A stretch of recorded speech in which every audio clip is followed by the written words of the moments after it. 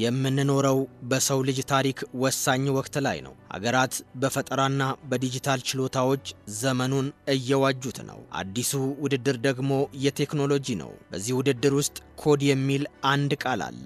ይኸውም እንደ ኮምፒውተርና ዘመናዊ ስልኮች ከመሰሉ ማሽኖች ጋር የሚደረግ የቴክኖሎጂ ንግግር ነው። በአሜሪካ ውስጥ ኮድ ማድረግ የምርምር ሐሳቦችን ወደ ዓለም አቀፍ ኢንዱስትሪዎች ቀይሮ ፈጠራን ወደ ኢኮኖሚያዊ ኃይል ለውጧል። በህንድ የሶፍትዌር ክህሎት ሚሊዮኖችን ከዓለም አቀፉ ዲጂታል ኢኮኖሚ ጋር በማገናኘት የሥራ ዕድልን ፈጥሯል። ደቡብ ኮሪያ፣ ቻይናና ሌሎች የላቁ ኢኮኖሚ ባለቤቶችን የዲጂታል ክህሎት በዓለም አቀፍ ደረጃ በቴክኖሎጂ መስክ ተወዳዳሪ አድርጓቸዋል። እነዚህና ሌሎችም በቴክኖሎጂ የበለጸጉ ሀገራት የኮዲንግ ዕውቀት የልማት መሳሪያ መሆኑን ለዓለም አሳይተዋል። በዲጂታል ክህሎት ላይ ኢንቨስት በማድረግ በቴክኖሎጂ የተደገፈ የሕዝብ አገልግሎቶችን ገንብተዋል። ከጤና አጠባበቅ ስርዓቶች እስከ ፋይናንስ አገልግሎት፣ ከግብርና እስከ ከተማ መሰረተ ልማቶች ተወዳዳሪነታቸውን አረጋግጠዋል። ለዜጎቻቸው ተጨማሪ የሥራ ዕድል አስፋፍተዋል። ዛሬ ኢትዮጵያም ወደዚህ ዓለም አቀፋዊ የዲጂታል ጉዞ እየገባች ነው። ተስፋዬ ለምነው አስማረ እባላለሁ። በኢኖቬሽንና ቴክኖሎጂ ሚኒስቴር የህዝብ ግንኙነትና ኮሚኒኬሽን ስራ አስፈጻሚ ነኝ። አሁን በኢትዮጵያ ደረጃ የዲጂታል ኢኮኖሚ በራሱ የአይሲቲ እና ዲጂታል ኢኮኖሚ ዘርፉ የሀብት ማመንጫ ተደርጎ አንዱ ኢኮኖሚ አመንጭ ተደርጎ ስራ እየተሰራበት ነው የሚገኘው።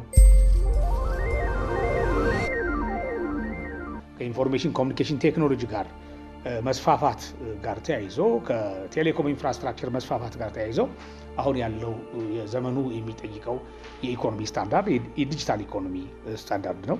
ዲጂታል ኢኮኖሚ የራሱን የቻለ የሰው ኃይል የራሱን የቻለ ችሎታ የሚጠይቅ ነው። የመጀመሪያው ችሎታ የዲጂታል ሊትሬሲ ችሎታ ነው።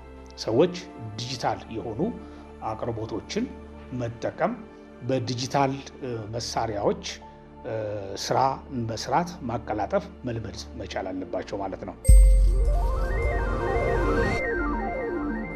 በአንድ ኮምፒውተር ላይ አንድን ስራ አዞ እንዲያወጣለት ማድረግ የሚችለው ምን አይነት ስኪል ሲኖረው ነው ብለን ካል የኮዲንግ ስኪል ሲኖረው ነው ማለት ነው።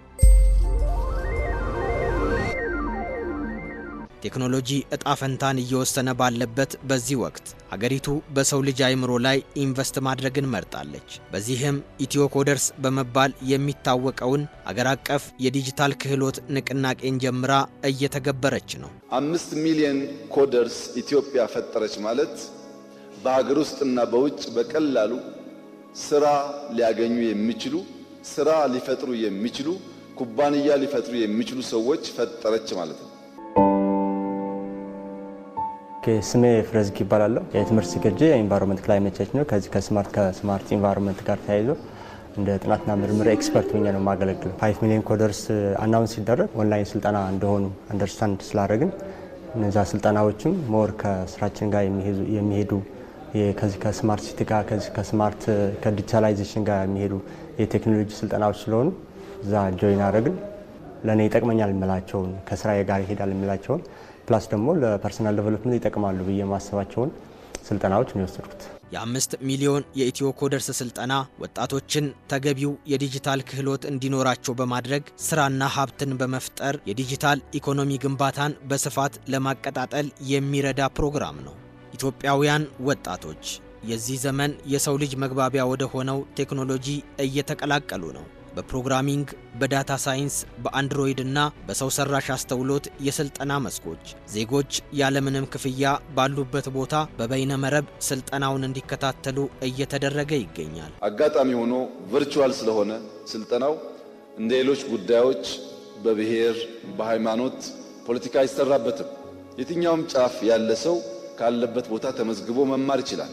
በኮደርስ ስልጠና ወጣቶች ቴክኖሎጂን በመጠቀም ማህበረሰብን የሚያገለግሉ መተግበሪያዎችን ያበለጽጋሉ፣ ለንግድ ሥራ እድገት መፍትሄዎችንም ያበጃሉ፣ ሕይወትን የሚያሻሽሉ ስርዓቶችን ይነድፋሉ። የዲጂታል ኢትዮጵያን ስትራቴጂ ለማረጋገጥ ወሳኝ ከሆኑት መሰረቶች አንዱ የዲጂታል ስነ ምህዳሩን መገንባትና የዲጂታል ክህሎትን ማሳደግ ነው። የኮዲንግ ስልጠና የዲጂታል ክህሎትና ዕውቀት በማስታጠቅ አዳዲስ ዕድሎች እንዲፈጠሩና ኢትዮጵያ በቴክኖሎጂው መስክ ወደፊት እንድትገሰግስ በር የሚከፍት ነው። ኢትዮጵያውያን ወጣቶችን በዲጂታል ስነ ምህዳር ውስጥ በንቃት እንዲሳተፉም ያስችላቸዋል። ኢትዮ ኮደርስ የዜጎችን ዓለም አቀፍ የዲጂታል ተወዳዳሪነት በማሳደግ ለዲጂታል ኢኮኖሚ ግንባታ ቁልፍ ሚና የሚወጣ ስለመሆኑም እምነት ተጥሎበታል። የምታስቡ ሰዎች ሁሉ ይህን ኦፖርቹኒቲ መጠቀም እንድትችሉና የነገዋን ኢትዮጵያ ተስፋ እንድታለመልሙ በታላቅ ትህትና ልጠይቃችሁ እፈልጋለሁ።